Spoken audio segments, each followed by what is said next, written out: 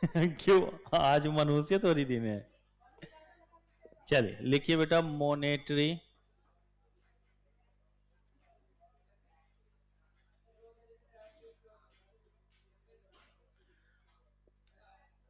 बेटा एक वो बता, ये जो हमने लिखा मॉनेटरी पॉलिसी, तो अभी तक तो ये पूरा का पूरा चैप्टर जो है, ये जो मनी का चाहे डिमांड हो या मनी की सप्लाई की बात कर रहे थे, इसमें जो बदलाव हो रहा था वही तो हमारा मॉनेटरी पॉलिसी है ना? वही हमारा क्या बेटा, मॉनेटरी पॉलिसी है।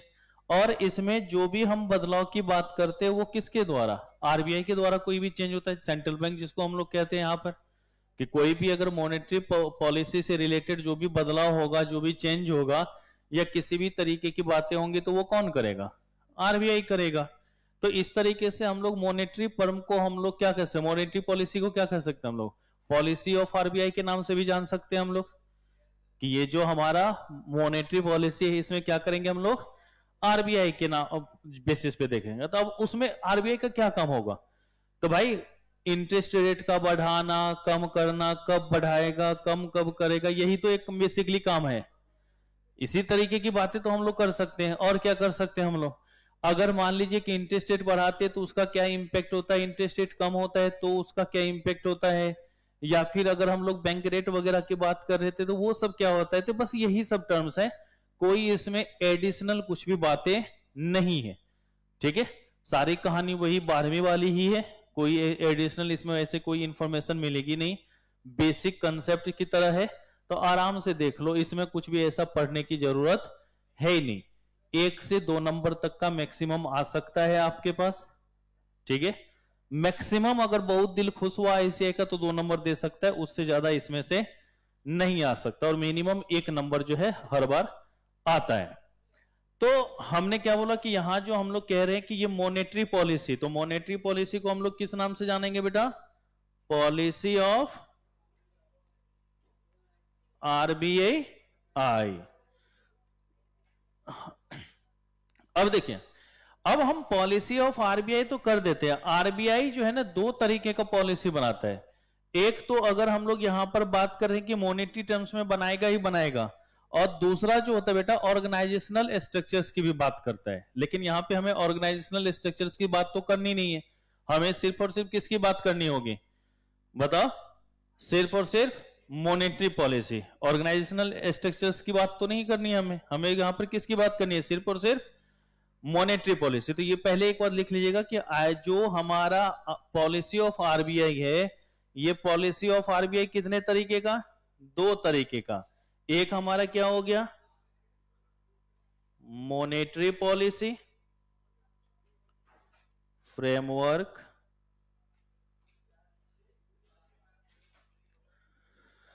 Monetary policy framework. अब इस फ्रेमवर्क के अंतर्गत 3 छोटी छोटी बातों को हम लोग पढ़ेंगे। ऑब्जेक्टिव्स को पढ़ेंगे, ट्रांसमिशन मैकेनिज्म की बात करेंगे, और तीसरा ऑपरेटिंग की बात करेंगे। ठीक है, ऑपरेटिंग प्रोसीड्यूर्स कह सकते हैं। और दूसरा हमने क्या बोला बेटा, दूसरा कौन सा मेथड हमारे पास आ जाएगा यहां पर, ऑर्गेनाइजेशनल स्ट्रक्चर। तो जो पॉलिसी ऑफ आरबीआई होती है उसमें 2 तरीके की बात होती है, मॉनेटरी पॉलिसी फ्रेमवर्क और ऑर्गेनाइजेशनल स्ट्रक्चर्स। तो यही 2 चीजें इस टॉपिक के अंतर्गत देखनी है। बेसिकली जो हमारा इंपॉर्टेंट है वो ये है हमारा, क्योंकि चैप्टर का नाम ही हमारा किसके बेसिस पर है, मॉनेटरी पॉलिसी। तो भाई फ्रेमवर्क का मतलब क्या होता है कि किस तरीके से वो खाका तैयार किया गया। आपने लॉ में पढ़ा होगा फ्रेमवर्क, है कि नहीं, उसमें था ही एक टॉपिक इस तरीके से कि कैसे कौन सी चीजें हैं, उन चीजों को हमें किस तरीके से तैयार करना है, उस बातों को यहां पर क्या करते हैं हम लोग बेसिकली देखते हैं।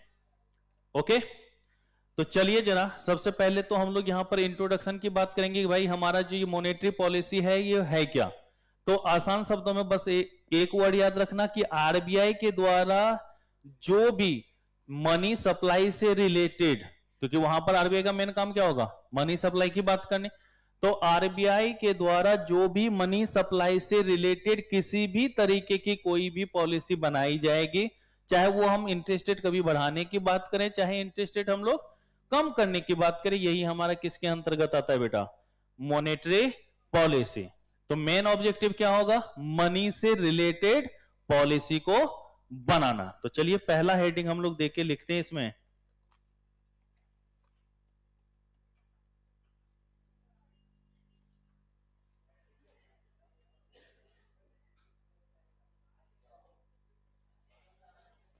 Monetary policy. ओह बातचीत,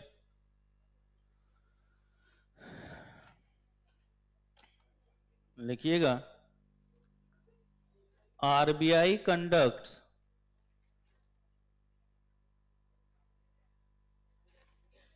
monetary policy by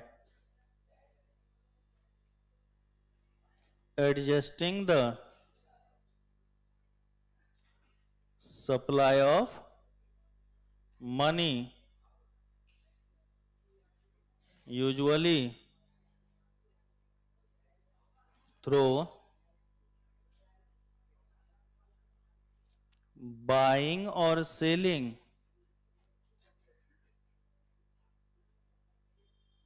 securities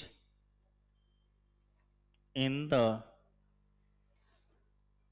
open market.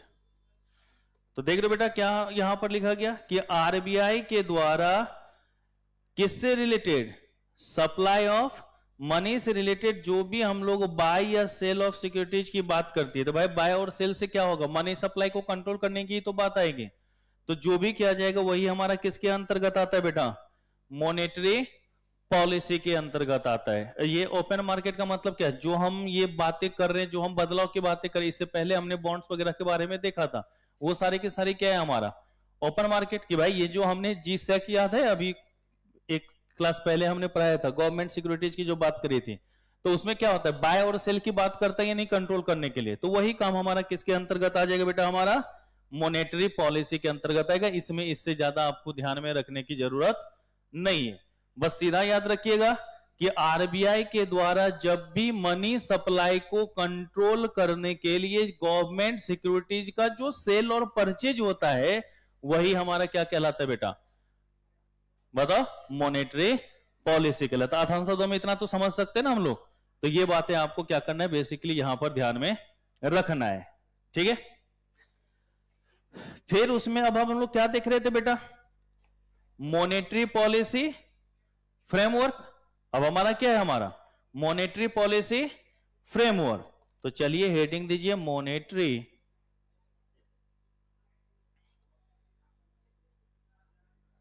Policy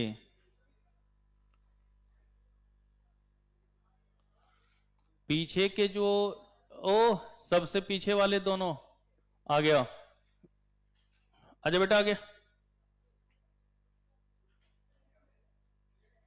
हाँ दोनों उठ के आजा, आ गया। बैठ के बतियाए जा रहा है। और इधर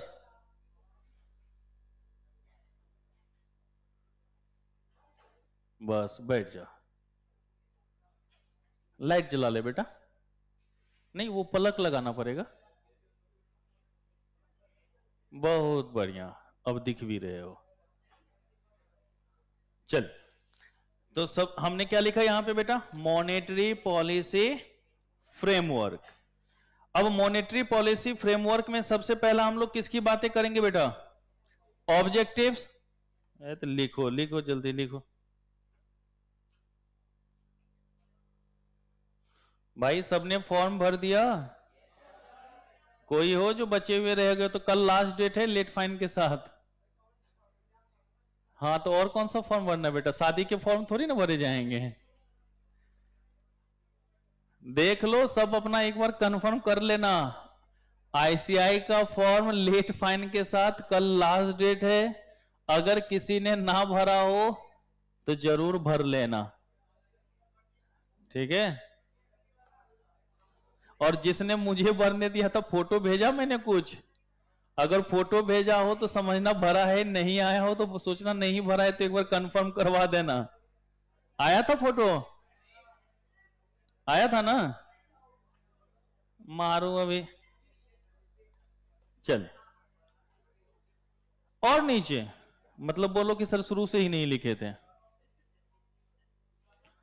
बेटा लॉगिन कर लेना, और लॉगिन करने के बाद जो थर्ड सेक्शन आता है एग्जामिनेशन, उस पर क्लिक करना, और वहां पर तुमको सबमिटेड फॉर्म पे क्लिक करना, एप्लीकेशन पे जाना, डाउनलोड कर सकते हो।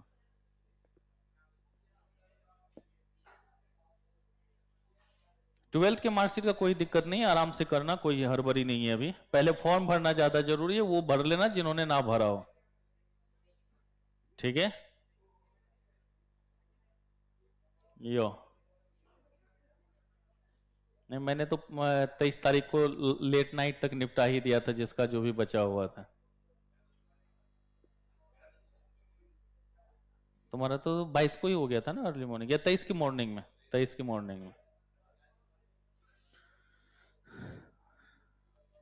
तो हमारे पास दो ही काम है, या तो अर्ली मॉर्निंग या लेट नाइट, यही दो काम ही होता है। चलो हो गया यहां तक,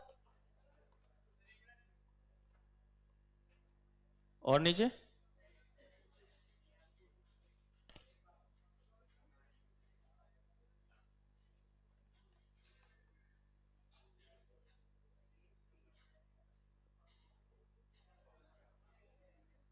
फिर देख बतिया रहा है। इस बार तुम्हें सबसे आगे बैठाऊंगा, बोलिए जरा, सबसे आगे नीचे में बैठाऊंगा अगर बदमाशी करेगा तो। बहुत बात कर रहा है। अच्छा, हो गया?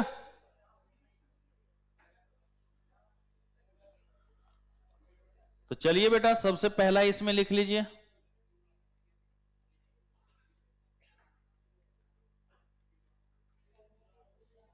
Objectives of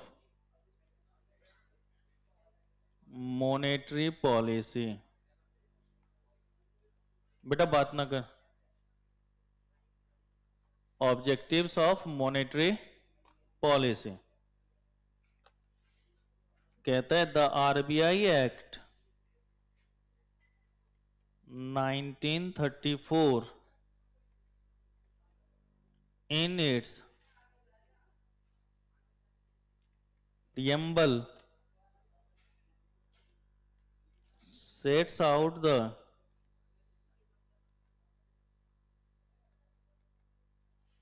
objectives of the bank as to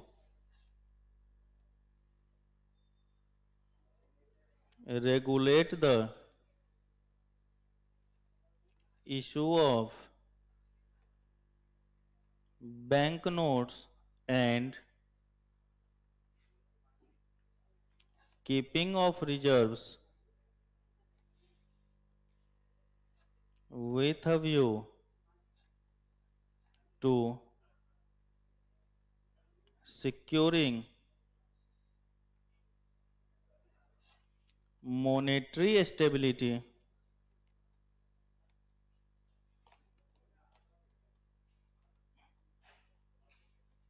in India and generally to operate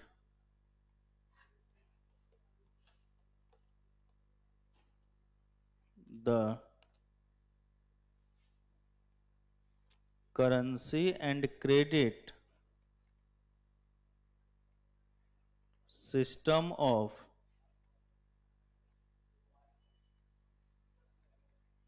the country।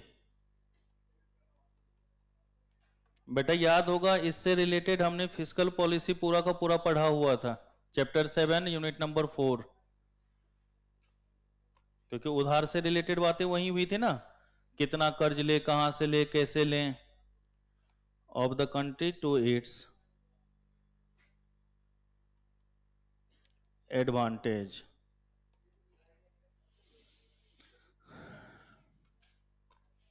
कि द आरबीआई एक्ट 1934, ईयर तो याद रखना ही रखना है, is its preamble sets out the objective of the bank as to regulate the issue of bank notes and keeping the reserves with a view to securing monetary stability in India, कि अगर India में ये जो हम बात करते हैं कि पैसों की दिक्कतें हो जाएगी, कितना करेंसी होना चाहिए नहीं होना चाहिए, वो सारा का सारा काम कौन करेगा बेटा?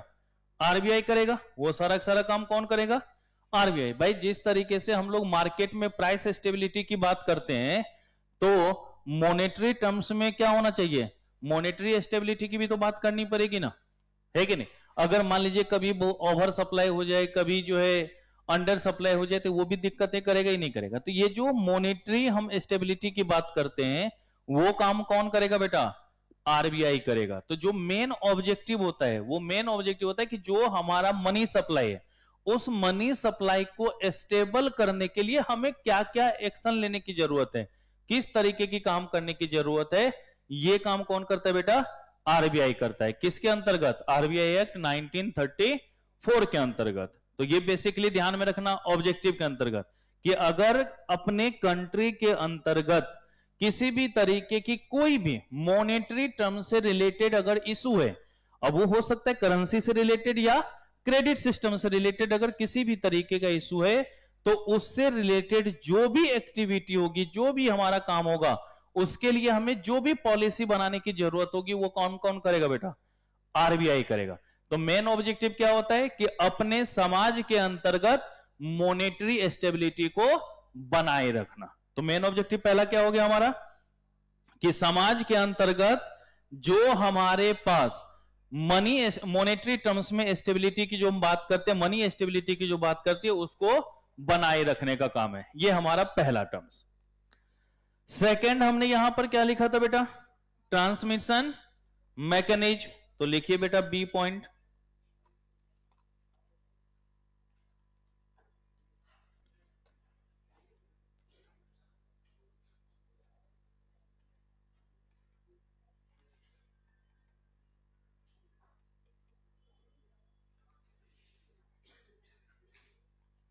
Transmission of monetary policy. बेटा एक बताओ, हमने सोच तो लिया कि भाई हमारा ये ऑब्जेक्टिव है। अब अगर ऑब्जेक्टिव करना है तो बिना बदलाव के वो तो इंप्लीमेंट होगा नहीं।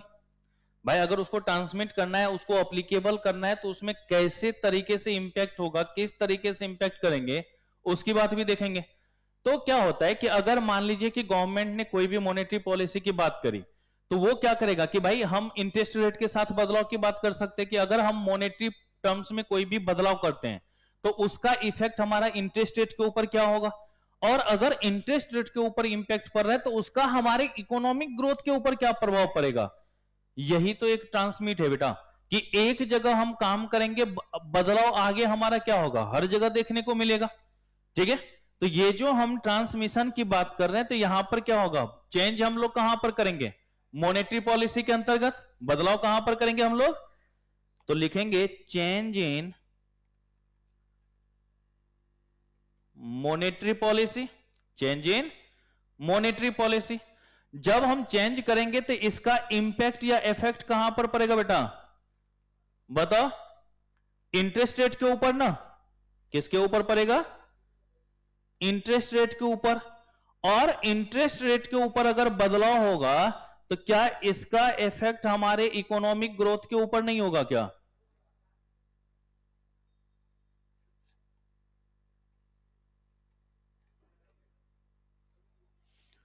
तो ये जो ट्रांसमिशन के अंतर्गत है कि हम जो चेंज है, हम जो बदलाव है, वो बदलाव कहां पर कर रहे हैं बेटा? Monetary policy. और मॉनेटरी पॉलिसी का इंपैक्ट हमारा किसके ऊपर? इंटरेस्ट रेट के ऊपर। और अगर इंटरेस्ट रेट में बदलाव करेंगे तो वो इंपैक्ट हमारा किसके ऊपर होगा? इकोनॉमिक एक्टिविटी और इकोनॉमिक ग्रोथ के ऊपर वो प्रभाव पड़ेगा या नहीं पड़ेगा? तो यही हमारा किसके अंतर्गत आ जाएगा बेटा?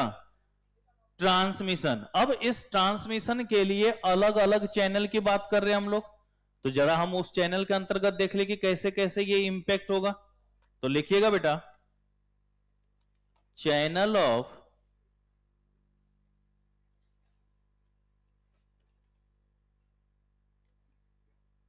Monetary policy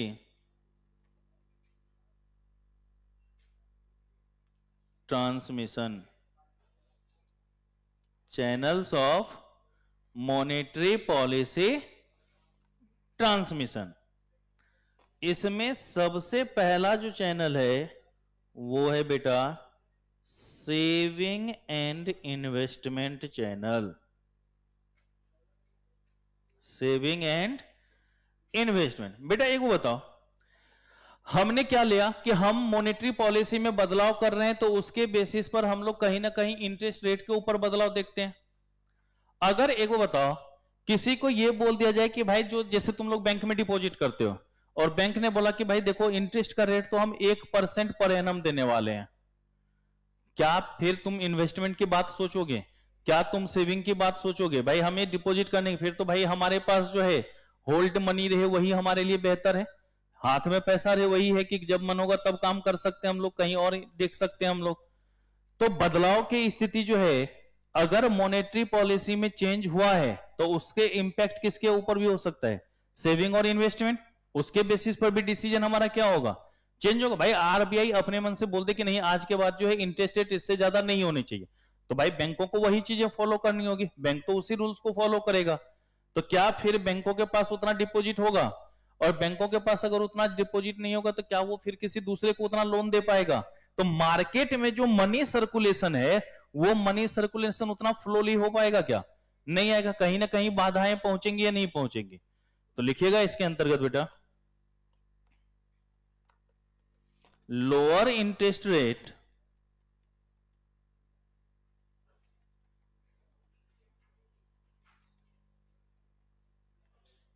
on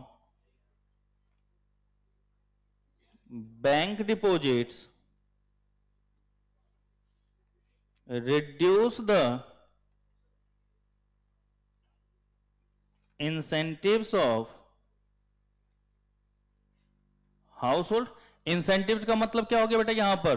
interest. भाई अगर हम लोग इंटरेस्ट रेट को कम करेंगे तो आपके पास जो फायदा के रूप में इंटरेस्ट मिल रहा था, आपके लिए इंसेंटिव तो वही है। भाई हमने पैसा जमा किया तो हमें इंसेंटिव के रूप में क्या मिलेगा? इंटरेस्ट। तो अगर हमने इंटरेस्ट रेट को ही कम कर दिया तो इसका मतलब जो बैंक डिपॉजिट के ऊपर हमें इंसेंटिव मिलने वाला था, हमें मतलब जो भी हाउस होल्ड को इंसेंटिव मिलने वाला था, वो क्या हो जाएगा बेटा? हमारा कम हो जाएगा या नहीं हो जाएगा? टू सेव, कि जो भी आपके द्वारा बचत किया गया है उस पर अगर इंटरेस्ट रेट को हम लोग कम करेंगे तो ऑटोमेटिक जो हाउस होल्ड का इंसेंटिव है, भाई जो उसने बचत करी उसके ऊपर जो उसको इंटरेस्ट मिल रहा है वो ऑटोमेटिक क्या हो जाएगा बेटा? हमारा रिड्यूस हो जाएगा, कम हो जाएगा। ओके। फिर इसमें कहता है लोअर इंटरेस्ट रेट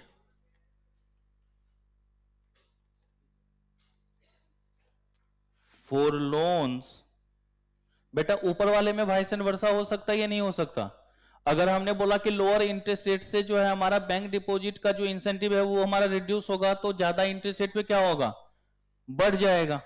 तो lower interest rate for loan can encourage the households and business to borrow more। और अगर वहीं पर देखो सेविंग के ऊपर जब हमने इंटरेस्ट रेट को कम किया तो आप लोगों ने बैंक में जमा करना क्या कर दिया? कम कर दिया। लेकिन अगर लोन वगैरह पे इंटरेस्ट का रेट कम कर दे तो भाई आज बोल दे कि चलो 1% पर ही सब लोन ले सकते हो, फिर क्या बोलोगे? अरे यार मजा आएगा। क्या? लोन लो फिर एंजॉय करते हैं। आप देखना जो बड़े बड़े बिजनेसमैन होते ना, कभी भी वो अपने मनी को इन्वेस्ट करके जो है ना बिजनेस नहीं करता। वो बिना लोन लिए बिजनेस कर ही नहीं सकता। उसका भी रीजन है। बेटा एक बताओ, मान लेते हैं कि तुम जो है 10 करोड़ रुपए कहीं पर इन्वेस्ट करने वाले हो, तुम्हारा इन्वेस्टमेंट का क्या है पर्पस? 10 करोड़ है। अब गौर से देखना ये इंटरेस्ट रेट का क्या इंपैक्ट पड़ता है। अब यहां पर अगर तुमने ये 10 करोड़ रुपए अपने बिजनेस में लगा दिया तो वो वहां चला गया, उसके बेसिस पे जो हमारा रिटर्न आएगा वो प्रॉफिट आएगा, उसके बेसिस पे कंसिडर करेंगे। या फिर इस 10 करोड़ को तुम बैंक में डिपॉजिट कर सकते हो, दोनों काम कर सकते हो ना। तो हम यहां पे मान के चल रहे हैं कि तुमने इसको एफडी करवा दिया at the rate 8.5% per annum. ठीक है, 8.5% पर एनम।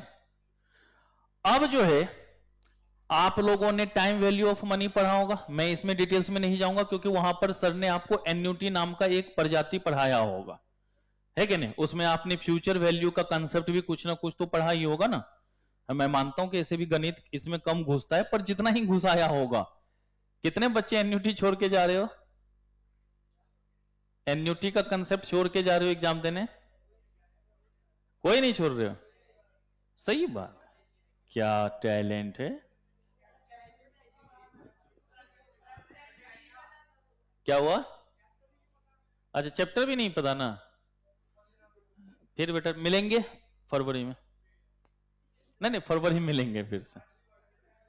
अर्ली बर्ड में नहीं, रिपूर्वक रिपीटर बैच में। ठीक है, रीलर्निंग बैच उसको कहते हैं हम लोग। चल, तो देखो इधर एफडी तुमने कितने परसेंट से करवा दिया? 8.5। लेकिन अगर तुम इसी के बेसिस पे लोन लो तो आप देखिएगा ना, बहुत जगह पे बिजनेस लोन ना बहुत ही कम पे मिल जाता है। जैसे अगर मान लेते कि हमने 7% पे ही हमको लोन मिल गया। अब एक वो बताओ, तुम अगर लोन लेके 10 करोड़ इसमें लगा दो और 10 करोड़ जो तुम्हारे पास था उसको इन्वेस्ट कर दो, तो धीरे धीरे तुम्हारा लोन भी चुकता जाएगा और वैल्यू उससे ज्यादा बन जाएगा या नहीं बन जाएगा? इसलिए जो काम होता है ना हमेशा, और आप लोग ऐसे टाइम वैल्यू ऑफ मनी में क्वेश्चन पढ़े होंगे कि हमें मशीन खरीदना चाहिए या मशीन हमें लीज पे लेना चाहिए, याद है कुछ इस तरीके का कंसेप्ट? तो वही बातें यहां पर है भाई। जब हम सेविंग पर इंटरेस्ट हमें ज्यादा मिलेगा तो हम मजे में वहां रहेंगे, लेकिन अगर लोन पे इंटरेस्ट कम मिल रहा है तो मजे में वहां रहेंगे। दोनों तरीके से देख सकते हैं कि अगर हमने यहां पर यह लिखा कि भाई सेविंग पर इंटरेस्ट रेट का हमारा कम हुआ है तो हम ये उदास हैं कि भाई हमारी वैल्यू उतनी बड़ी नहीं है, तो यहां पर हमारा चेहरा क्या हो जाएगा बेटा? मुरझाया हुआ चेहरा होगा या नहीं होगा? है कि नहीं? लेकिन अगर हमारा लोन के ऊपर जो है पैसा कम हो रहा है, लोन पे इंटरेस्ट कम हो रहा है, तो एकदम हंसता हुआ नूरानी चेहरा होगा या नहीं होगा बेटा? खुशी आएगी या नहीं आएगी? तो ये चीजें यहां पर आपको बेसिकली पहले कंसेप्ट के अंतर्गत यहां पर बताया गया है कि इंटरेस्ट रेट में अगर बदलाव करेंगे तो सेविंग और इन्वेस्टमेंट के जो डिसीजंस हैं उसके ऊपर भी इसका प्रभाव पड़ेगा या नहीं पड़ेगा, है कि नहीं? अब अगर यहीं पर मान लो कि ये 10 करोड़ के ऊपर हमने एफडी पे तो दिया कि भाई 8%, 5%, 8.5 का मिल रहा है, और यहीं पे लोन हमारा हो रहा था 20%, तो क्या हम लोन लेना पसंद करते? कहीं भी भाई अपना ही पैसा लगा लो, जितना है उतना ही कम कर लो। और दूसरी बात, एक कभी भी बड़े बड़े बिजनेसमैन, अब उतने लेवल के नहीं, अब लाखों करोड़ वाले नहीं, जो एक नॉर्मल हम मान के चलते हैं कि 100 करोड़ के अंदर है, ऐसे लोग कभी भी अपना घर नहीं बनवाते हैं, हमेशा रेंट पे रहना पसंद करते हैं। आप कभी भी इसको नोटिस कर लेना। अब अंबानी बन जाएंगे तो अलग बात है कि 6,000 करोड़ का घर बनवा ले, वो अलग बात है।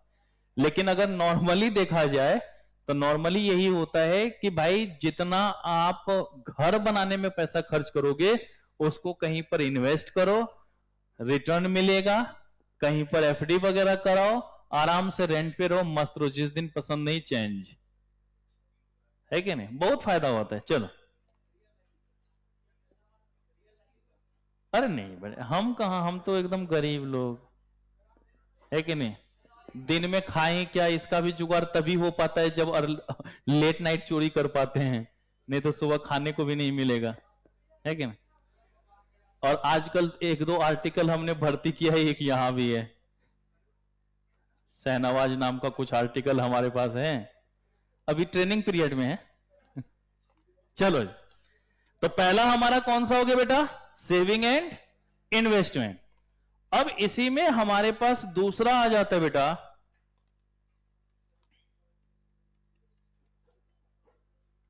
Cash flow. अब देखो बेटा, कैश फ्लो चैनल के बारे में हम क्या बताएं? आप लोगों ने पूरा का पूरा कैश फ्लो टॉपिक ही पढ़ा होगा, नहीं पढ़ा तो इंटर में पढ़ ही लोगे, है कि नहीं? तो देखिए बेटा, कहता है रिडक्शन इन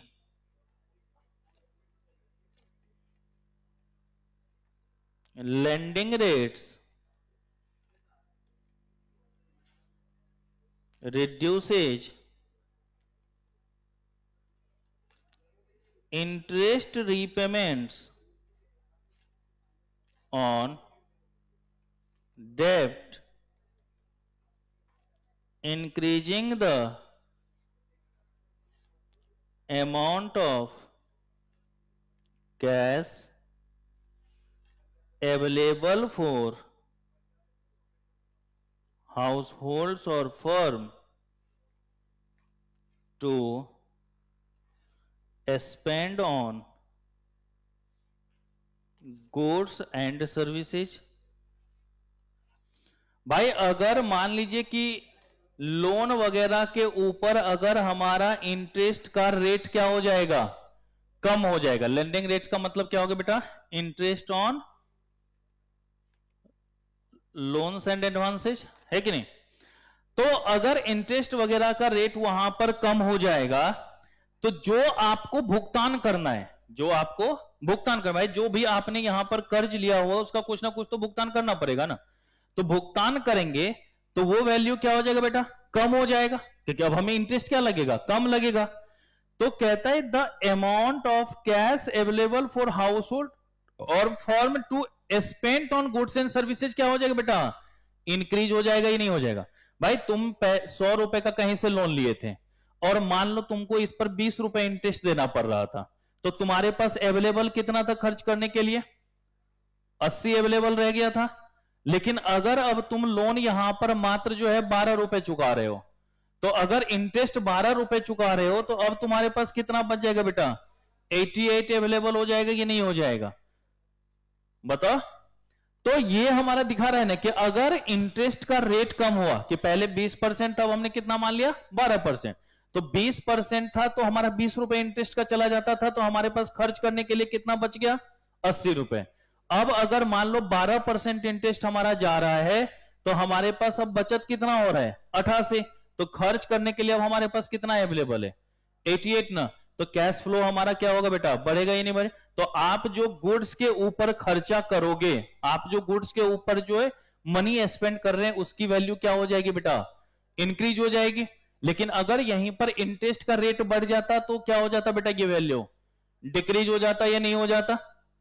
अगर यही हम लोग काम करते तो इसमें क्या होता, ये वैल्यू डिक्रीज होता या नहीं होता।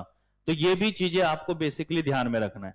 तो सेविंग और इन्वेस्टमेंट वाले में भी यही देखा कि अगर कहीं पर सेविंग और इन्वेस्टमेंट के ऊपर हम लोग देख रहे हैं कि इंटरेस्ट का रेट जो है क्या हो रहा है, कम हो रहा है। इंटरेस्ट का रेट जो है अगर कम हो रहा है तो ऑटोमेटिक लोग जो है क्या करेगा, उसके लिए वो फायदेमंद रहेगा नहीं। तो भाई काहे का उतना सेविंग करना, क्यों उतना बचत करना, वो तो कोई काम हमारा कर नहीं पाएगा, ठीक है। और अगर वहीं पर हमारे पास इंटरेस्ट का रेट बढ़ जाएगा तो हमारे लिए क्या होगा, फायदेमंद। लेकिन अगर लोन पे इंटरेस्ट का रेट कम हो जाएगा तो हमारे लिए क्या होगा, फायदेमंद। और लोन पे इंटरेस्ट का रेट अगर बढ़ जाएगा तो हमारे लिए क्या होगा। तो ये हमने कहां देखा, सेविंग और इन्वेस्टमेंट में। फिर उसके बाद हमने दूसरा देखा कैश फ्लो, कि भाई अगर कहीं पर जो भी interest on loans and advances है अगर वो हम कम कर रहे हैं, वो कम हो रहा है, तो हमारे पास जो होल्डिंग मनी है वो क्या हो जाएगा, बढ़ जाएगा। और होल्डिंग मनी बढ़ गया इसका मतलब हम अब गुड्स और सर्विसेज के ऊपर ज्यादा से ज्यादा खर्च कर पाएंगे। और अगर वही इंटरेस्ट रेट हमारा बढ़ जाता तो हमारे पास जो होल्डिंग मनी है वो क्या हो जाएगा, कम हो जाएगा ना। और जब होल्डिंग मनी कम होगा तो गुड्स एंड सर्विसेज के ऊपर जो खर्च होगा वो भी क्या होगा बेटा, कम होगा या नहीं होगा। तो ये बातें आपको बेसिकली ध्यान में रखना, किसके अंतर्गत, कैश फ्लो चैनल के अंतर्गत। ओके, टेप लिया यहां तक। तीसरा लिखिएगा बेटवा,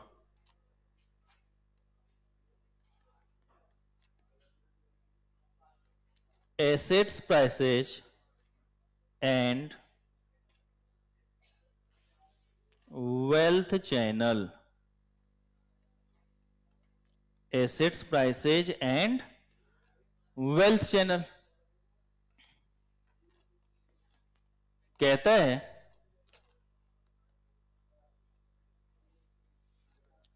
assets prices and wealth influences how much, अरे काहे बतिया रहे, how much people can borrow and how much they spend in economy.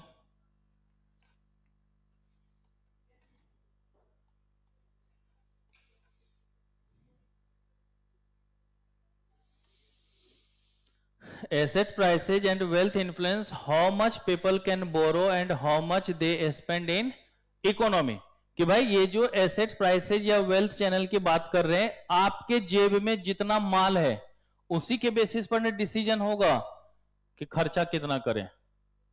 अब जैसे आज मैं सुबह सुबह घर से निकला तो कपड़ा चेंज किया तो भूल गया कि उस जेब से पैसे निकाल के इधर भी रखने हैं, क्योंकि बैलेट वगैरह तो मैं रखता नहीं हूं, है कि नहीं। ऐसे जब भी रखा है तो चोरी हो गया है तो रखता नहीं हूं, तो थोड़ा मोड़ा सा वही 50-100 रुपए कैश तो हमारे गरीब के पास भी होता ही है, तो अपने एक जेब से निकाल करके दूसरे जेब में रख लेता हूं। आज सवेरे सवेरे भूल गया, अब सवेरे सवेरे भूल गया, आया पान वाले दुकान पे, सुबह रुका, सुट्टा मारने के लिए नहीं, और भी काम होते हैं, है कि नहीं, अपना भी कुछ दस्तखत होता है।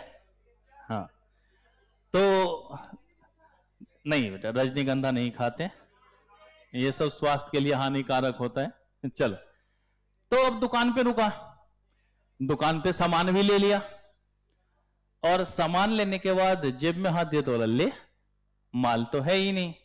तो मैंने बोला अंकल जी गलती से स्कैनरवा दे दीजिए। बोला बेटा आपको तो पता है कि हम ऑनलाइन यूज नहीं करते। मैंने बोला अंकल जी हमारे जमाने के ही हैं, तो हम लोग ऑनलाइन ज्यादा यूज नहीं करते हैं। तो बोले ठीक है अंकल जी कोई बात नहीं, बाद में देते चलेगा। बोले अरे रे चौधरी जी जाइए ना, देते रहिएगा। तो आराम से लेके चल आए। अब उसके बाद दोपहर में फिर भूल गया मैं कि मेरे पास पैसा नहीं है।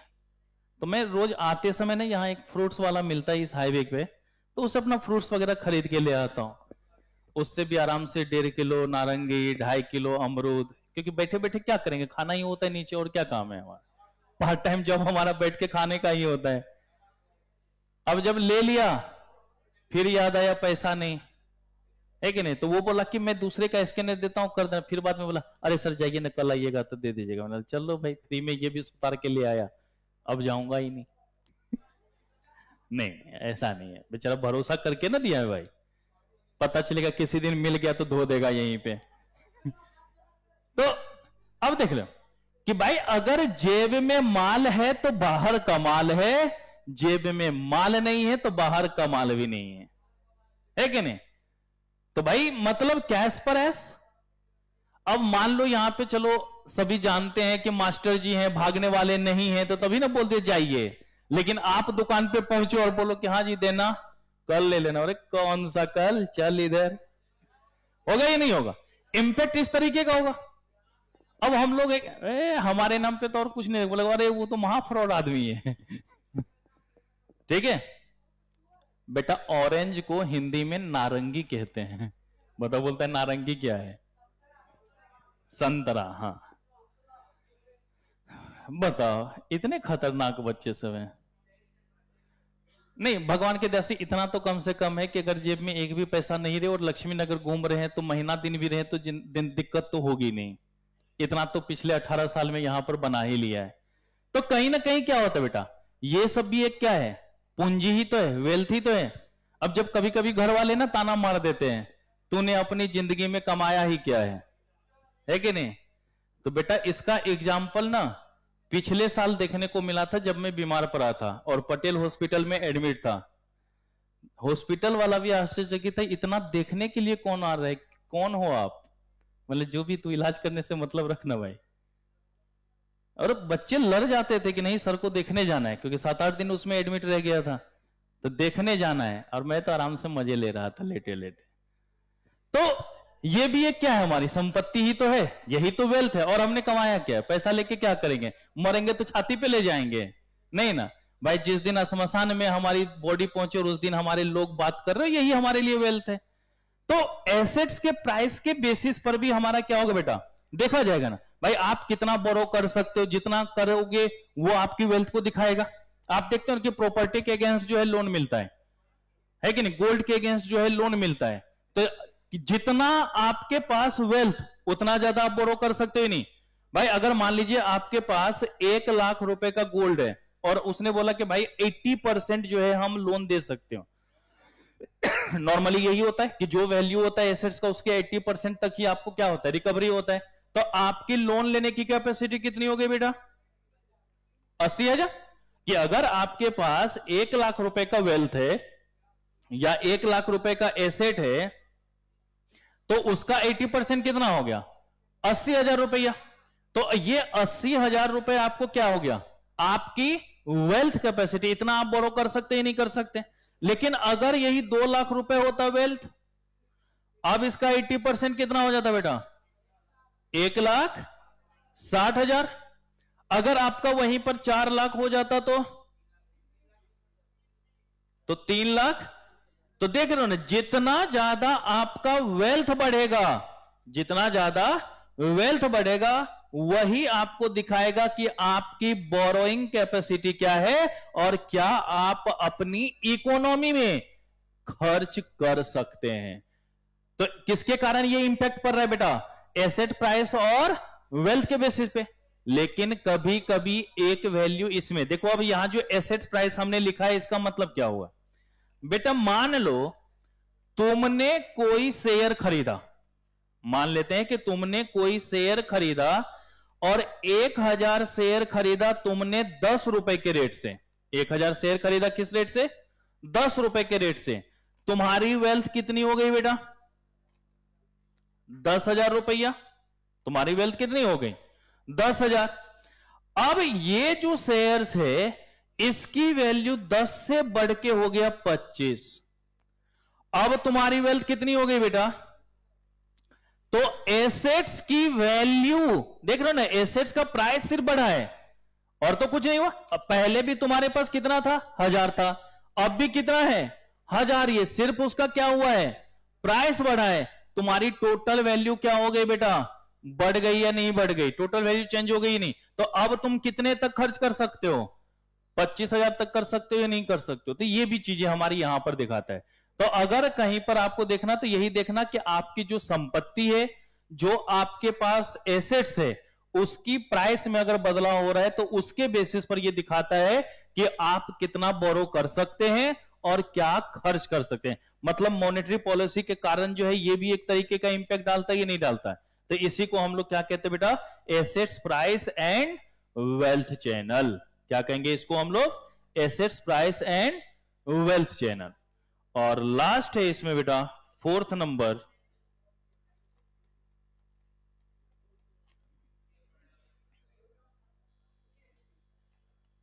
Exchange rate channel. और ये एक्सचेंज रेट चैनल जो है कल की क्लास में ही मैं डिटेल्स में पढ़ाऊंगा, क्योंकि international trade unit number 4 exchange rate ही है। हाँ, ये पूरा टॉपिक का नाम ही है एक्सचेंज रेट। ठीक है कि भाई हम जो ये बार बार देखते हैं कि $1 की वैल्यू इतनी, $1 की वैल्यू इतनी, और वो हमेशा बदलता रहता है।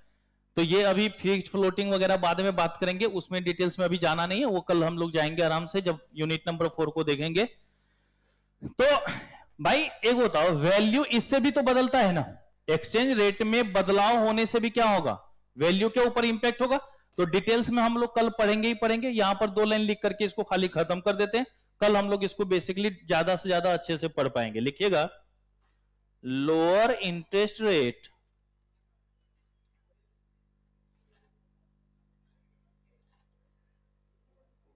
reduce the returns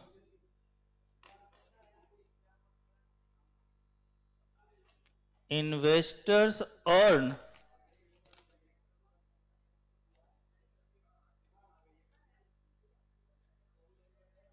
अरे शांत ना रहेगा रे, कितना बतियाते। ये लड़कियों की आदत है ज्यादा बातचीत करने की, तुम लोग अपने में क्यों डाल रहे हो? अरे ये लोग शांत है, तुम लोग ज्यादा बतिया रहे हो।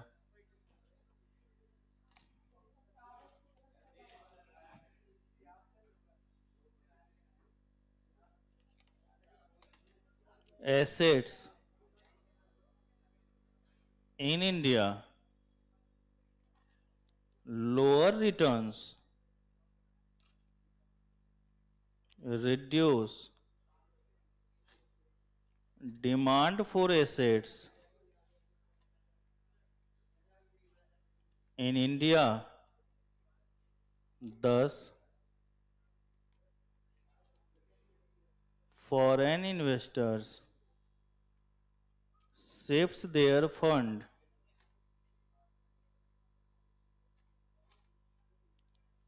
from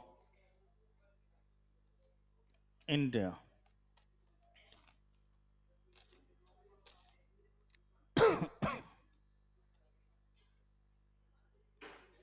Reduction in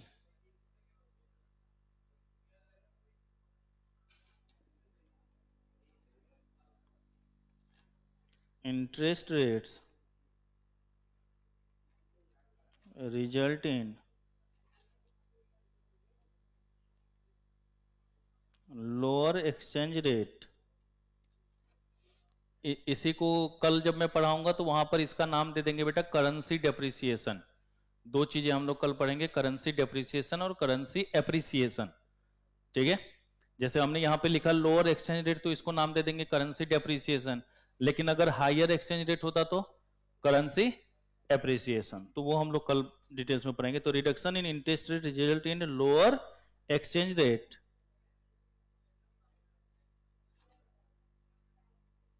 making foreign goods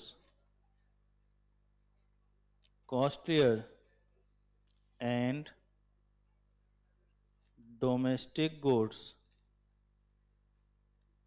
cheaper. This leads to increase in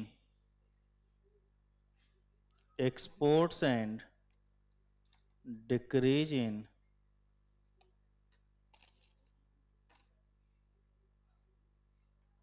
imports.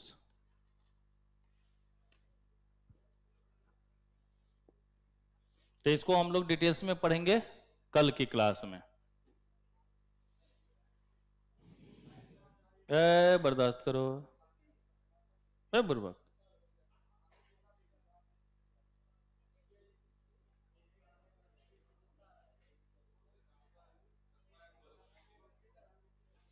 तो ट्रांसमिशन में सबसे पहला हमने देखा सेविंग और इन्वेस्टमेंट. दूसरा हमने क्या देखा बेटा, क्या, कैश फ्लो. तीसरा हमने कौन सा देखा बताओ, asset price and wealth channel. और चौथा हमने कौन सा देखा, एक्सचेंज चैनल रेट. तो देखो जो हमने शुरुआत में यहां पर बात करी थी, कितने करनी थी हमें, तीन बातें ना बेटा, ऑब्जेक्टिव, ट्रांसमिशन और तीसरा कौन सा था बेटा, ऑपरेटिंग के बारे में. तो चलिए ऑपरेटिंग को भी निपटा ही दिया जाए. क्या बेटा, हाँ तो वहां पे हो गया, कर लो. और तुम लोग समोसा के पीछे हाथ धो के क्यों पड़े रहते हो? मैं खर्च करने वाला नहीं हूं.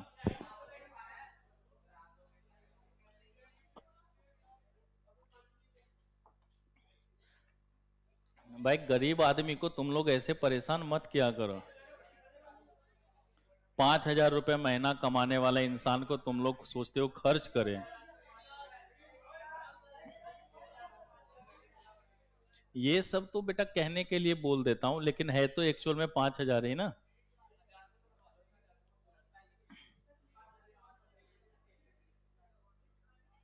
कल की क्लास में अब सारे बच्चे अर्ली बर्ड का रजिस्ट्रेशन करवा लेना, नहीं तो कल गुर्दे लाल करूंगा मैं. अभी तक तो मैंने, हाँ जबरदस्ती है. और बता बुरबक, जब इतने दिनों से पढ़ा रहा हूं तो मेरा हक बनता है भाई. बात करता है, गुर्दे लाल कर दूंगा मैं कल. देखो तो सही, अभी तक तो मैंने एक बार बोल दिया तो उसके बाद कुछ नहीं बोला ना है. अब आज जाके देखूंगा कि किसका किसका पर्ची चिपका हुआ है, उसके बाद बाकियों की सजा कल होगी.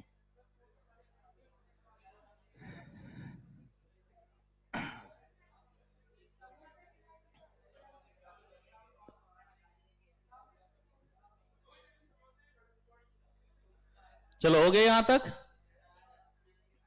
बोलो रे। चलिए तीसरा लिख लीजिए बेटवा,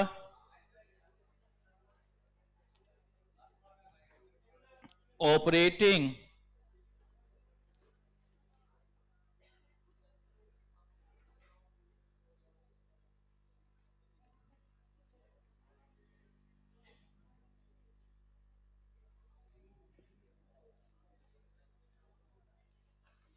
operating procedures and instruments.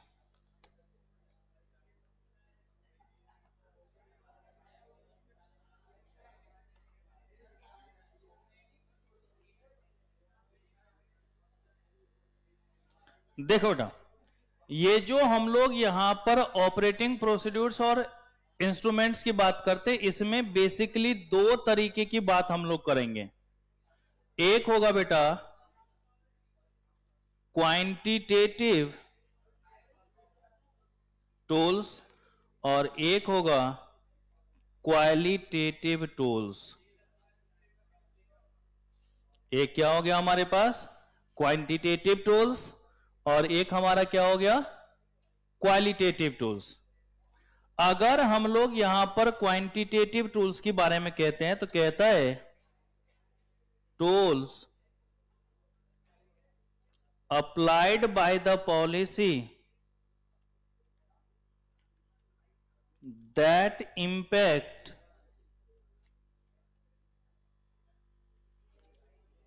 money supply in the entire economy। अगर पूरे इकोनॉमी के मनी सप्लाई के ऊपर अगर प्रभाव पड़ रहा है, अगर उसका इंपैक्ट हो रहा है, तो उसको हम लोग क्या करेंगे बेटा,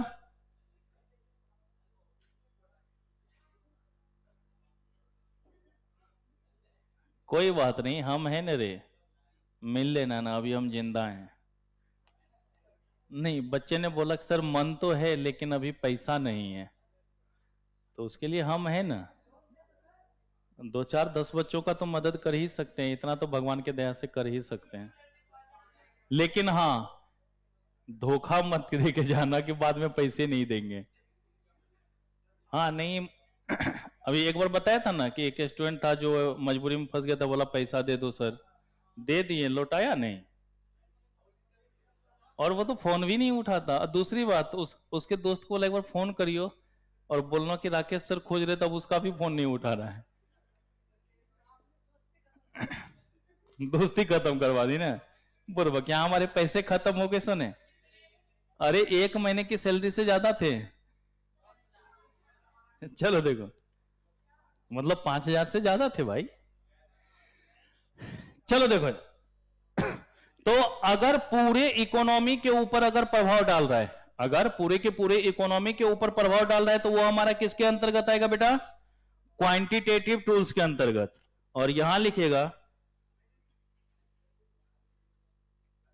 स्पेसिफिक टूल्स और selective tools that affect money supply in, जब नाम ही है स्पेसिफिक टूल्स, तो भाई स्पेसिफिक जगह पर ही प्रभाव पड़ेगा ना, स्पेसिफिक सेक्टर्स। अगर स्पेसिफिक सेक्टर्स के ऊपर प्रभाव पड़ रहा है, क्या है बेटा, अगर स्पेसिफिक सेक्टर के ऊपर अगर प्रभाव पड़ रहा है तो वो हमारा कौन सा होगा, क्वालिटेटिव। और अगर इंटायर इकोनॉमी के ऊपर प्रभाव पड़ रहा है तो वो हमारा क्या होगा, क्वांटिटेटिव टूल्स। तो दो तरीके के टूल्स की बातें यहां पर हम लोग करते हैं, क्वालिटेटिव टूल्स की बात करते हैं और क्वांटिटेटिव टूल्स की बात करते हैं। तो अब ये टूल्स कौन कौन से हैं, बेसिकली सारे बच्चों ने पहले पढ़ रखा है, मैं ऐसे ही लिखता जा रहा हूं। 12th वाले तो कम से कम पढ़े ही हैं, बाकी जो नेपाल वाले बच्चे नहीं पढ़े, बस उस लैंग्वेज को समझ के देख लेना, कुछ भी नहीं है, खाली बैंक रेट का बढ़ना कम होना, कभी जो है आरबीआई के पास जो है बैंक पैसा रखता है, कभी आरबीआई से लोन भी ले लेता है, तो इस तरीके की बातें यहां पर हम लोग करेंगे। ओके, क्या हो गया? बर्दाश्त करो बेटा, अभी तो 10 मिनट भी ना हुए हैं। तब सब अब जो है, ये जो हमने यहां पर बात करी है, अब इसमें क्या होगा? क्वांटिटेटिव टूल्स भी होगा और क्वालिटेटिव टूल्स भी होगा। तो मैं एक साथ लिखता हूं, बाकी जब लिख लूंगा तो दो के बारे में लिख देंगे कि ये क्वांटिटेटिव था, बाकी क्वालिटेटिव था। ठीक है, ये ध्यान में रखना। तो अब ये हमारे पास सबसे पहला जो इसमें टूल्स आएगा वो है बेटा आर आर, बराबर, रिजर्व रेशियो।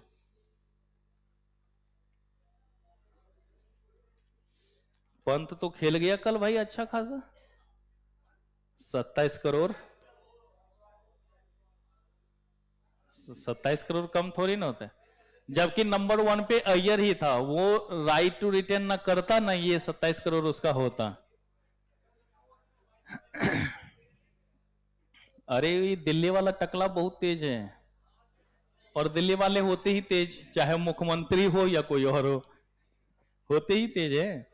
देखो, अय्यर पे बोली लगवा के उसको महंगा करवा दिया, पंत पे बोली लगवा के महंगा कर दिया, केएल राहुल को 14 लाख में खरीद, 14 करोड़ में ही खरीद लिया, है कि नहीं? तो जितने में उन्होंने एक खरीदा उतने में इसने केएल राहुल भी और मिचेल स्टार्क भी खरीद के टेंशन फ्री हो लिया बुढ़ऊ। गंजू बहुत तेज है। चल अर्शदीप कर उतने के लिए है, अर्शदीप को चाहिए भी भाई, बहुत अच्छा बॉलर है वो। चलिए बेटा, सबसे पहले हम लोग बात करते हैं रिजर्व रेशियो।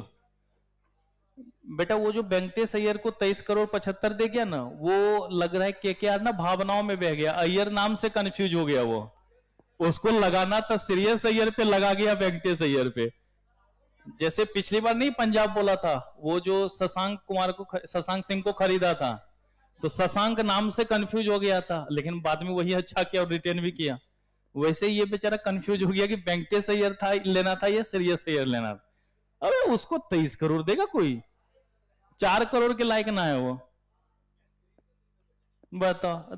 23 करोड़ 75 लाख, अरे इससे अच्छा हमको दे दे भाई 75 लाख, हम ही 3 साल तक खेलते रहेंगे, उससे ज्यादा रन बना जाएंगे भाई।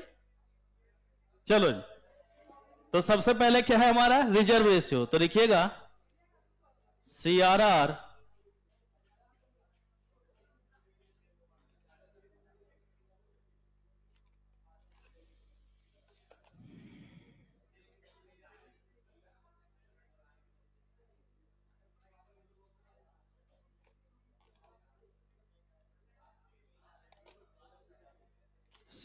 Refers to the,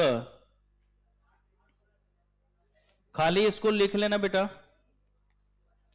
fraction of total net demand and,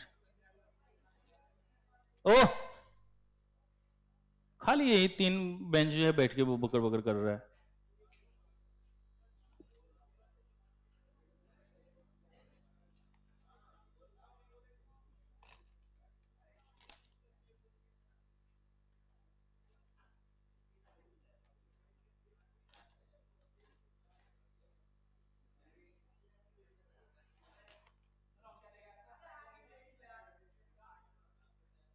बेटा लिख ले, of A schedule commercial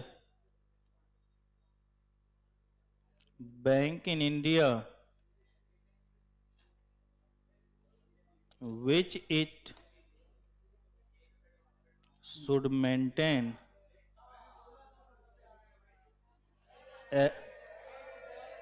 as cash deposit with RBI।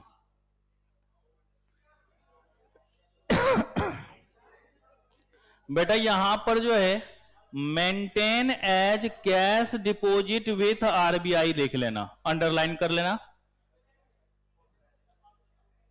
कि भाई कुछ ना कुछ आरबीआई के पास क्या होगा, एक मिनिमम वैल्यू डिपॉजिट करना होगा, जिसको हम लोग किस नाम से आनेंगे, सीआरआर के नाम से।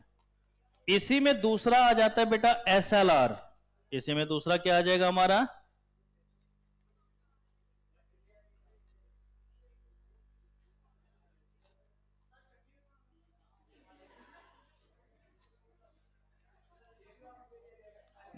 ये भी नहीं चाहिए? पक्का ना? अच्छा ऐसे बोल रहे हो? नहीं नहीं चाहिए। रसिका दीदी कहां गई घूमने? चलो अच्छा है।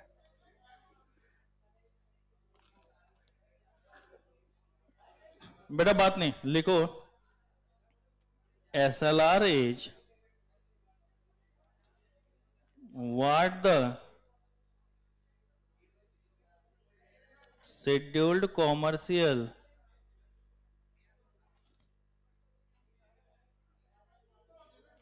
banks in India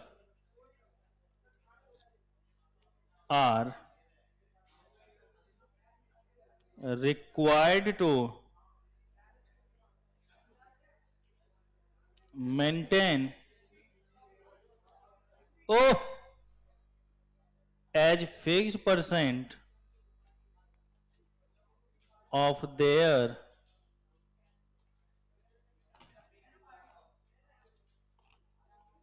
NTDL। बेटा NTDL का फुल फॉर्म ऊपर लिख चुका था, net demand and time liabilities, ठीक है? तो NTDL इन कैश, गोल्ड और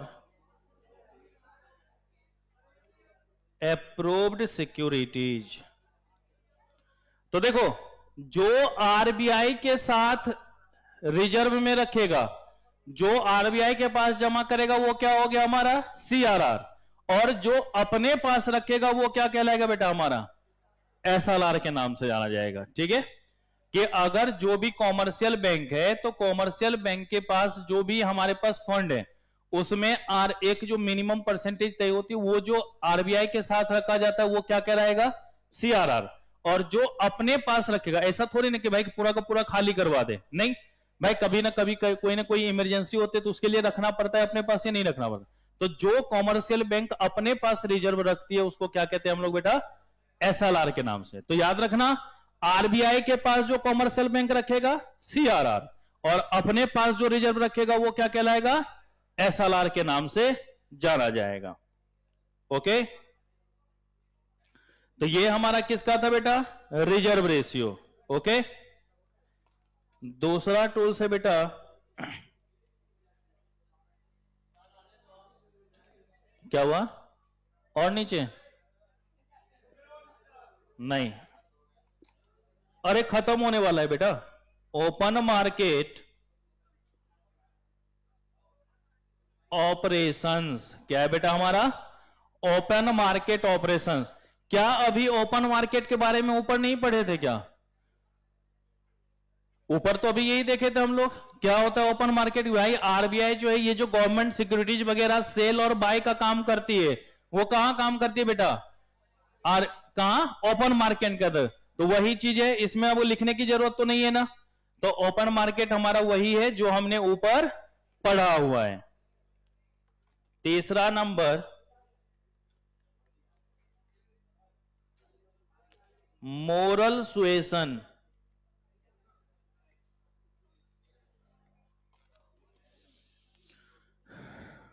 SUASION लिखिएगा।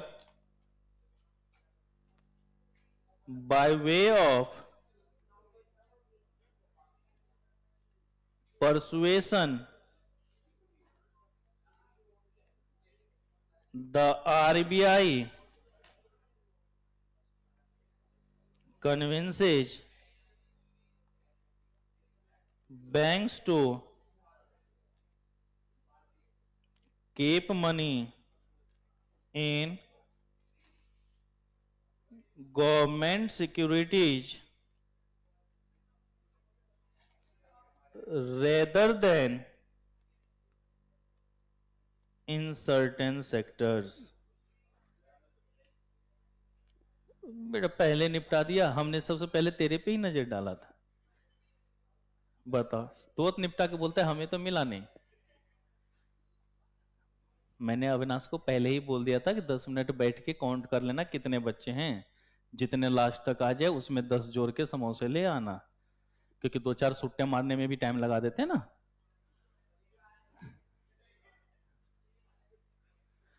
कुछ लोग तो बीच ब्रेक में भी निकलने की कोशिश करते हैं, पर क्या पता कि सुबह सुबह हम भी मिल जाते हैं। और कल से तो मैं सुबह से शाम तक लगातार यहीं रहूंगा, निकल के देखियो अब बीच में,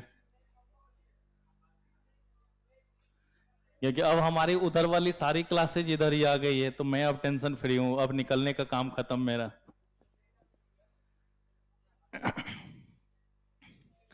बेटा देखिए, हमारी इच्छा थी कि मैं खिला सकूं, बट मैं ज्यादा से ज्यादा यही कर सकता हूं कि एक आध बच्चे फोटो भेज दो ग्रुप में कि ऑनलाइन वाले भी खा लें। ऑनलाइन वालों को ऑनलाइन डिलीवर तस्वीर के रूप में।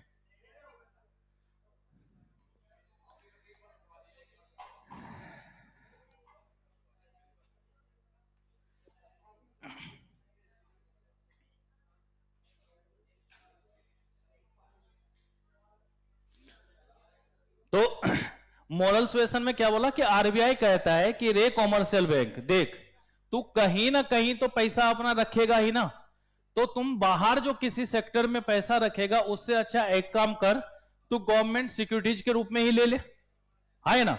तो ये हमारा किसके अंतर्गत आएगा? मोरल सुएशन के अंतर्गत आएगा। ओके, अच्छा पहले ही बता दिया करे कि कब खिलाने वाले हैं। बेटा वो तो हम क्लास की स्ट्रेंथ देख करके डिसाइड करते कि कब खिलाना है। ऐसा कैसे हो सकता है कि मैं अपनी पैर पे कुल्हाड़ी खुद मारूं, है कि नहीं। मैं एक ऑब्जर्वेशन लेता हूं कि किस दिन हमारे पास बच्चे कम रहेंगे, जिस दिन कम रहेंगे समोसे आ जाएंगे। तब नेट प्रॉफिट नाम की भी कुछ प्रजाति है। हो गया दीदी, अभी यही समझा रहा था कि आरबीआई कहता है कॉमर्शियल बैंक से, तुम जो किसी दूसरे सेक्टर में पैसा रखोगे उससे बदला उसके बिहाफ में गवर्नमेंट सिक्योरिटीज परचेज कर लो हमसे। तो ये हमारा किसके अंतर्गत? मोरल सुएशन के अंतर्गत आएगा। ओके,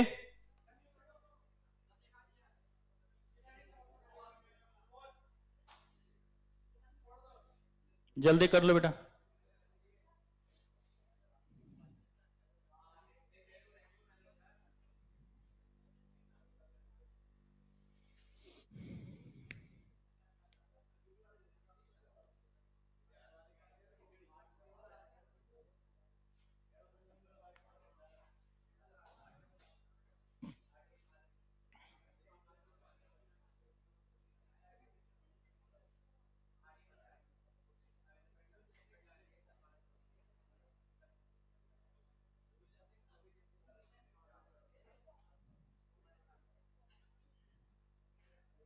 अरे बेटा कहते हैं ना, भावनाओं को देख के, बिहेव को देख के, कि कभी कभी अगर टीचर कुछ कहता है तो चलो मान भी लेते हैं, तो वो सब तरीके की बातें होती। हो गया? एसएलआर वाला नोट कर लिया?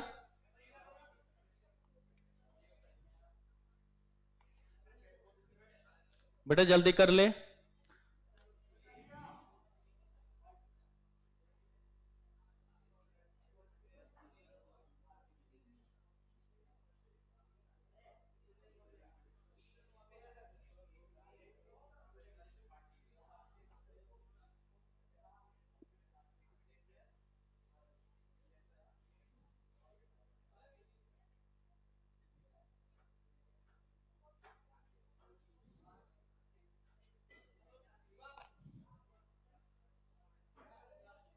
नहीं बेटा, अभी हो जाएगा थोड़े समय में। हो गया?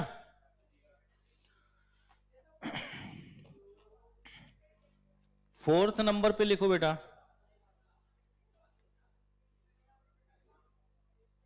Margin requirements.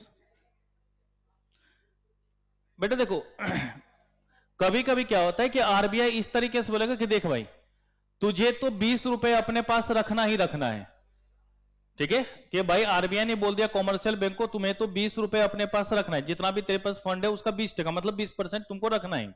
तो अगर मान लीजिए कि 100 रुपए है तो तुमको कितना रखना पड़ेगा? तो लोन तुम कितना दे सकते हो? 80 रुपया। लेकिन गवर्नमेंट बोला अच्छा बेटा बहुत तेज, अब हमको लगता है कि मार्केट में कुछ ना कुछ बदलाव करना है, तो बैंक को ही बोलते देख ऐसा है, तेरा मार्जिन जो ये 20 था ना वो अब 40 होना चाहिए। तो अब अगर मार्जिन 40 होना चाहिए तो तुम मार्केट में लोन कितना दे सकते हो? मार्केट में ऑटोमेटिक मनी सप्लाई कम हो गया ही नहीं हो गया? मार्केट में अपने आप क्या हो गया? मनी सप्लाई कम हो गया। तो उसी को कहते हैं बेटा मार्जिन रिक्वायरमेंट, कि आरबीआई जो तय करेगी उसको वो इंक्रीज डिक्रीज भी कर सकता ही नहीं, तो वो हमारा क्या होता है? मार्जिन रिक्वायरमेंट्स करता है। तो लिख लीजिएगा, RBI prescribes certain margin against collateral which affects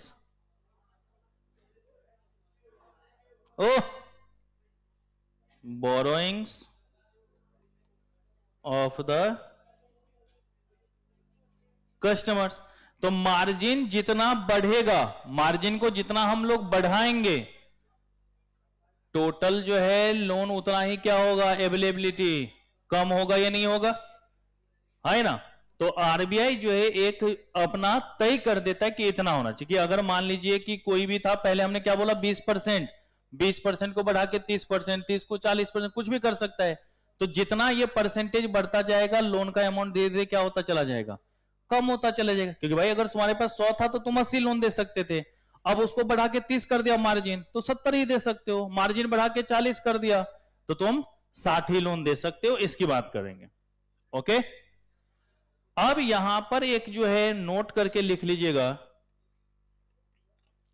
MSS, MSS market stabilization. बेटा SATION भी लिख सकते हो, scheme.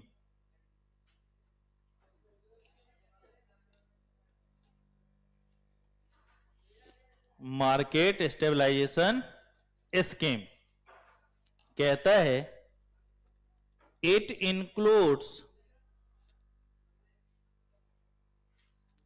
Policy rates like bank rate.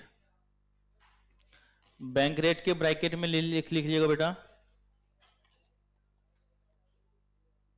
The interest rate at which RBI lends long-term funds to commercial bank।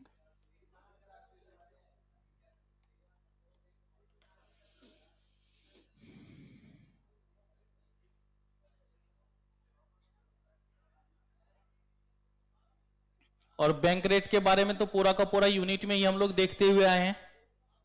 ठीक है,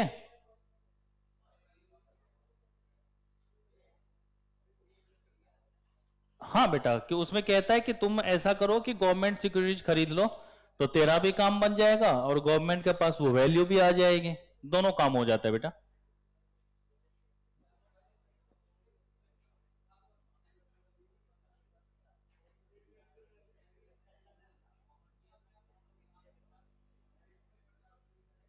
क्या बेटा? तो कहां खुलवाते हो? ये जितना बैंक दिख रहा है सब कॉमर्शियल बैंक ही तो है, आरबीआई में खुलवाता है बेटा।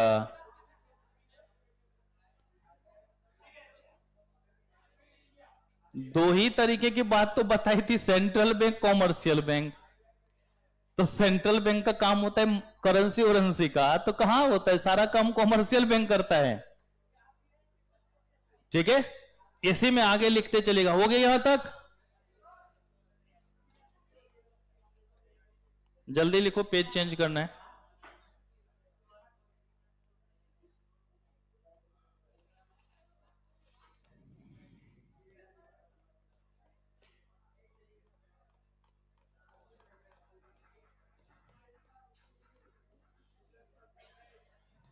कहता है however, उसी के नीचे लिखेगा presently RBI also usage,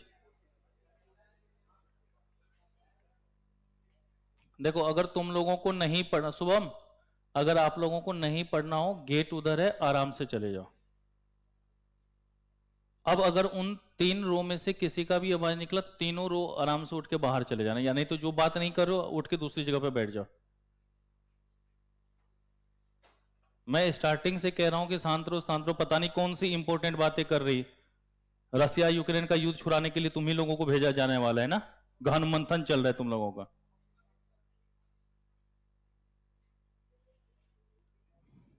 Presently, RBI also uses liquidity adjustment facility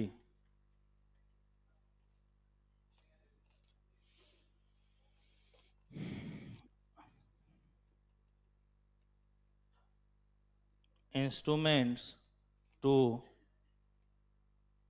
adjust liquidity। Liquidity को एडजस्ट करने के लिए 3 तरीके की इंस्ट्रूमेंट्स की बात यहां पर हम लोग करेंगे।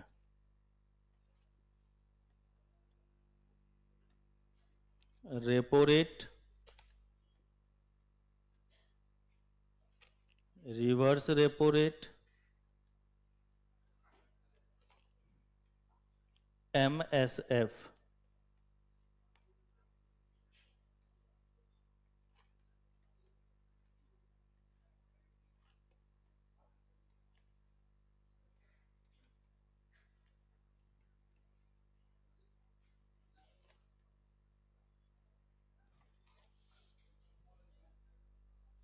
भाई कभी कभी जो होता है कि मान लो जैसे बैंक में, अब मान लो अफवाह फैल गया कि भाई ये बैंक तो कर्ज में डूब गया है, डूबने की कगार पे है, जिन्होंने पैसे जमा करे ये सब बर्बाद हो जाएगी। जैसे एक बार हुआ था 2005-6 के आसपास की बात है, आईसीआईसीआई बैंक के लिए।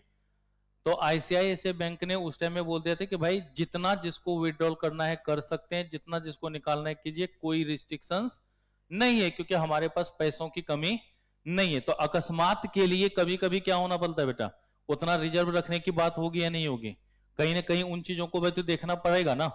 अब अचानक से कोई अगर प्रॉब्लम आ जाए तो वहां पे क्या हाथ उठा देगा, ना भैया अब तो पैसा नहीं है, तब तो भाई जो बातें थी वो सही हो जाएंगी। तो एक हो गया हमारा रेपो रेट, एक हमारा क्या हो गया रेपो रेट, एक हमारा क्या हो गया रिवर्स रेपो रेट, और एक हमारा क्या हो गया MSF स्कीम। रेपो रेट के अंतर्गत अगर हम बात करते हैं तो इसमें क्या करता है कि आरबीआई जो है बैंकों को क्या करती है बेटा, शॉर्ट टर्म के लिए लोन दे देती है। आरबीआई क्या करेगी, शॉर्ट टर्म के लिए बैंकों को क्या करेगी, बैंकों का मतलब कॉमर्शियल बैंकों को क्या करती है, लोन देती है। तो लोन फ्री ऑफ कॉस्ट तो देगा नहीं, उसके बिहाफ में क्या करेगा बेटा, कुछ ना कुछ चार्ज करेगा ही नहीं, चार्ज करेगा। तो जो चार्ज करता है उसी को क्या हो गया रेपो रेट। इसी का जस्ट उल्टा आरबीआई भी पैसे ले सकती है नहीं ले सकती, तो किसका क्या हो जाएगा बेटा हमारा रिवर्स। और तीसरा हमारा क्या हो जाता है एमएस में, जिसमें हमने बोला कि अचानक से ऐसी कोई अगर प्रॉब्लम आती है, अचानक से कोई बात होती है, तो उसके लिए क्या लिखा जाता है बेटा एमएसएफ स्कीम की बात हम लोग करते हैं। ओके, और ये जब होता है ना तो इसमें क्या होता है इमीडिएट फंड की जरूरत होती है। तो इमीडिएट फंड की जरूरत हुई तो भाई बैंक ने बोला कि हे आरबीआई महाराज, अब तो दादाजी तुम ही हो, तुम ही बचा सकते हो, बस 2-3 दिन के लिए हमको लोन देना। तो बोलता है अच्छा बेटा, तो हल्के में ले रहे हो क्या भाई। जब इमरजेंसी में कोई भी लोन लेते हो तो क्या ब्याज दर ज्यादा होता है या नहीं होता। तो इस एमएसएफ के केस में जो है आरबीआई बोलती है कि देखो जो रेपो रेट है वो तो है ही है भाई, जो हम नॉर्मल तुमको इंटरेस्ट पे देते तो वो तो तुम्हारा था ही था, उसमें 1% और तुम्हारा क्या होगा इंटरेस्ट बढ़ जाएगा। तो याद रखिएगा ये जो एमएसएफ रेट होता है ना, इसमें क्या होगा रेपो रेट प्लस 1%। क्या होता है ये हमेशा रेपो रेट प्लस 1%। और ये क्या होता है देखो, यहां तो हमने बोल दिया कि भैया शॉर्ट टर्म के लिए हो गया, ये हमारा किसके लिए हो गया शॉर्ट टर्म के लिए। जब हमारा क्या होगा आरबीआई क्या करेगा कॉमर्शियल बैंक को क्या कर देगा बेटा लोन दे देगा। क्या करेगा आरबीआई कॉमर्शियल बैंक को लोन देगा, तो उसके बिहाफ में इसको क्या मिल जाएगा इंटरेस्ट मिल जाएगा। और इस केस में हमने क्या बोला कि अगर इमरजेंसी सिचुएशन में इमरजेंसी सिचुएशन की अगर बात करें तो उस केस में है कि नहीं, अगर मान लीजिए विद इन अ वीक की बात करें, विद इन अ वीक की बात करें, वैसे नॉर्मली याद रखिएगा 1 to 3 डेज की बात करते हैं हम लोग। इसमें मैंने एकदम लिख दिया कि भाई ये तो बहुत कम हो गया ना, अगर विद इन ए वीक भी कह रहे हैं तो वेरी शॉर्ट पीरियड हो गया, ये नहीं हो गया। लेकिन इसमें जो नॉर्मली बात होती है ना, वो 1 से 3 दिन तक के लिए ही बात होती है। ये जो हमारा एमएसएफ स्कीम है, इसके अंतर्गत जब भी हम लोग बात करते हैं तो कितना बात करते हैं, 1 से 3 दिनों के लिए। तो उस केस में आरबीआई क्या करता है, उससे ज्यादा इंटरेस्ट चार्ज करता है, जो रेपो रेट से क्या होगा, 1% ज्यादा होगा। तो ये ध्यान में रख लोगे, पक्की वाली बात है ना। क्वेश्चन इसमें से नहीं पूछेगा आप लोगों को, और ये तो मैंने पहले ही बोल दिया था, पूरा चैप्टर में से 1 नंबर आना है, इसमें से क्वेश्चन आपको नहीं पूछना। And last point of this unit, yes sir, देखो हमने पहला इंट्रो देख लिया था जिसमें मॉनेटरी पॉलिसी देखा, फिर उसके बाद मॉनेटरी पॉलिसी का फ्रेमवर्क देख लिया। फ्रेमवर्क के अंतर्गत ना 3 बातें हमने वो करी, ऑब्जेक्टिव की बात करी, ट्रांसमिशन की बात करी और ऑपरेटिंग की बात करी, जो ऑपरेटिंग प्रोसीड्यूर्स है उसकी बात की। 3 बातें कर ली। अब हमारा लास्ट कौन सा था बेटा, ऑर्गेनाइजेशनल की बात करी थी या नहीं करी थी। अगर यहां पर ध्यान हो, देखो ऑर्गेनाइजेशनल स्ट्रक्चर्स की ना, तो चलिए 2-4 लाइन इसके लिए भी लिख के देख लेते, काम वैसे है नहीं, लिख लेते हैं थोड़ा सा।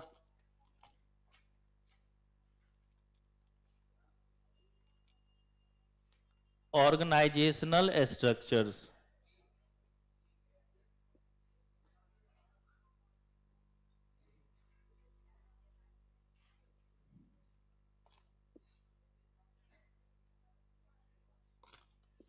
लिखिए, अभी 5 नहीं बजा है, आराम से करते रहिए ना।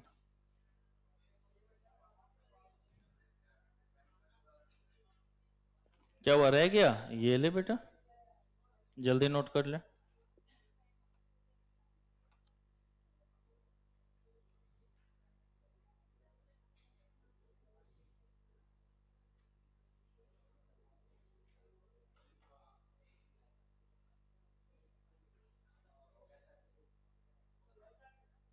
आकाश बोल बेटा, हो गया।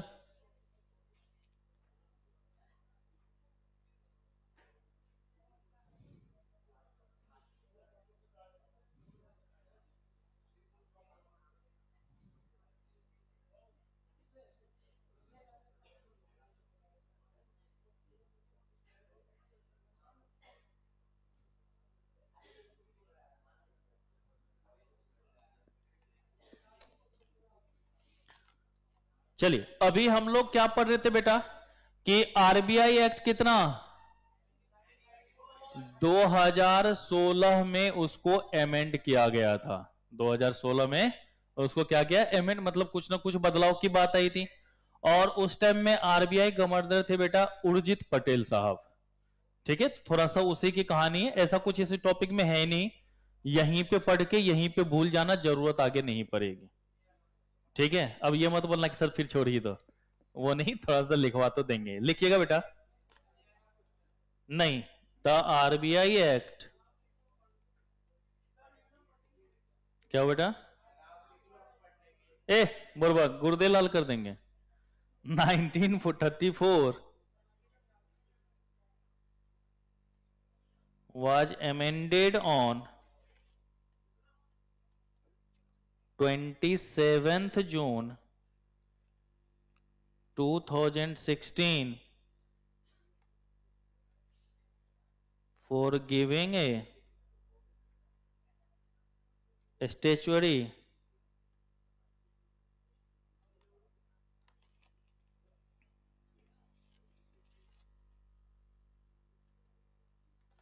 backing the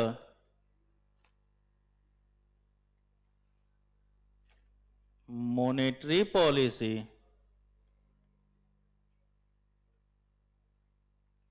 framework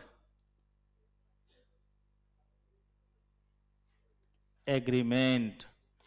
इसको अंडरलाइन जरूर कर लेना, बस एक इसी वर्ड के कारण ये हम लोगों को देखना पड़ता है। स्ट्रक्चर्स की बात करिए, वहां पे क्या आ गया, monetary policy framework agreement. MPFA and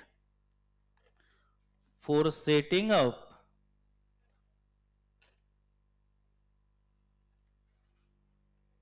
monetary policy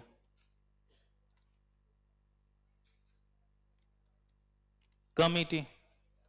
और इसके लिए क्या हो गया, मॉनेटरी पॉलिसी कमिटी का गठन किया गया। इसको कहने के लिए एमपीसी भी कह सकते हैं। और हां याद रखना, अगर कभी भी एब्रिविएशन में एमपीसी का फुल फॉर्म बोल दे तो मार्जिनल प्रोपेंसिटी टू कंज्यूम मत लिख देना, वो कतई नहीं पूछने वाला। एमपीसी का मतलब क्या होगा, मॉनेटरी पॉलिसी कमिटी। और ये एक बार पूछा था ना 2009 के आसपास, उस टाइम में एमपीसी पूछा था। उसके बाद तो ये सिलेबस से हट ही गया था ना 12 के बाद तो इसलिए थोड़ा सा ध्यान में रखना। एमपीसी का मतलब क्या हो जाएगा, मॉनेटरी पॉलिसी कमिटी, ना कि मार्जिनल प्रोपेंसिटी टू कंज्यूम। ठीक है बेटवा? अरे अभी कैसे हो गया, क्या बोल रही है? 27 है, 2/7/27 कहता है the monetary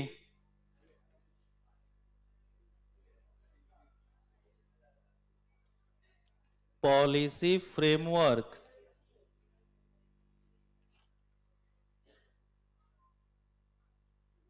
agreement is an agreement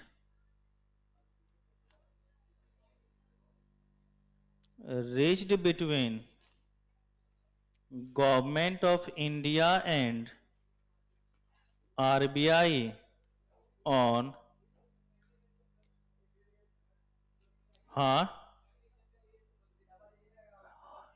हम डबल जी लिखते, शुरू से बोल रखा है, हम शुरू से लगा रखा है।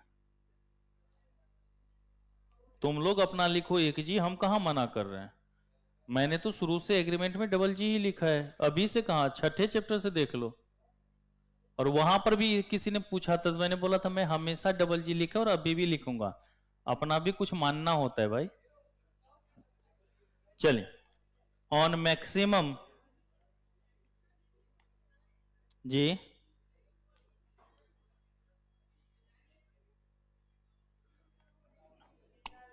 Tolerable inflation rate that RBI should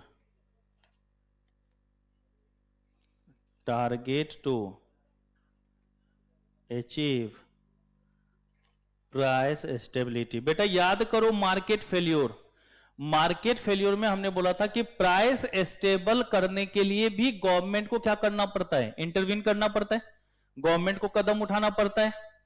अब उसमें गवर्नमेंट कैसे कदम उठाएगा, तो भाई जैसे जैसे मार्केट में महंगाई बढ़ती है गवर्नमेंट बदलाव करता है। अब भैया एक वो बताओ, हर महीने अगर बदलाव करते रहे तो काम सही से चल पाएगा क्या? अगर आज प्राइस कुछ और है, कल कुछ और जाए, परसों हो जाए, तो डेली बेसिस पे चेंज करता रहे, डेली बेसिस पे मॉनेटरी पॉलिसी बदलेगा क्या? कहता नहीं। उसके लिए हम ना एक ऑन एन एवरेज गैप ले लेते कि 9 मंथ्स का एक टारगेट होनी चाहिए, और हम एक टारगेट ले लेते कि भाई इन्फ्लेशन कहां तक होनी चाहिए, उसके बाद ही कोई कदम उठाया जाए, उसके बाद ही उसके बेसिस पे कोई काम हुआ जाए। तो वो काम यहां पर क्या होता है कि आरबीआई और गवर्नमेंट ऑफ इंडिया ने आपस में एमपीएफए किया कि भाई देखो, एक जो मैक्सिमम रेट हो सकता है, जहां तक हम क्या कर सकते हैं उसको टॉलरेट कर सकते हैं, जहां तक क्या हो सकता है वो टॉलरेट किया जा सकता है। जैसे कभी कभी होता है कि भाई आप क्लास में बदमाशी करते हो तो हम भी इग्नोर करते जाते हैं, लेकिन उसका भी क्या होना चाहिए, एक लिमिट होता है, ये नहीं होता है। अब लिमिट से बाहर होता है तो फिर हमें भी बोलना पड़ता है कि फिर क्लास से बाहर करूंगा। तो एक कहीं ना कहीं मैक्सिमम लिमिट होगी, तो उस मैक्सिमम टॉलरेबल लिमिट तक क्या करता है बेटा, जो आरबीआई है वो अपना जो टारगेट अचीव है कि भाई यहां तक अगर महंगाई जाएगा तो हमारा प्राइस स्टेबल है, तो वहां तक वो बर्दाश्त करता है, उसके बाद क्या करना होता है, फिर जो भी बदलाव की जरूरत होगी उस बदलाव को वो क्या करेगा, वहां पर करेगा। तो याद रखिएगा कि अगर आपसे कोई भी पूछेगा कि बताओ मॉनेटरी पॉलिसी फ्रेमवर्क एग्रीमेंट क्या किसके किसके बीच हुआ, गवर्नमेंट ऑफ इंडिया और आरबीआई। किसके लिए, मार्केट में इन्फ्लेशन को कंट्रोल करके प्राइस स्टेबिलिटी को बहाल करने के लिए जो काम किया गया है वो किसके अंतर्गत आएगा बेटा, एमपीएफए के अंतर्गत आएगा। अब इससे ज्यादा डिटेल्स में इसको पढ़ने की जरूरत नहीं है क्योंकि हमने पहले बोल दिया इससे क्वेश्चन आपको नहीं आएगा, ठीक है।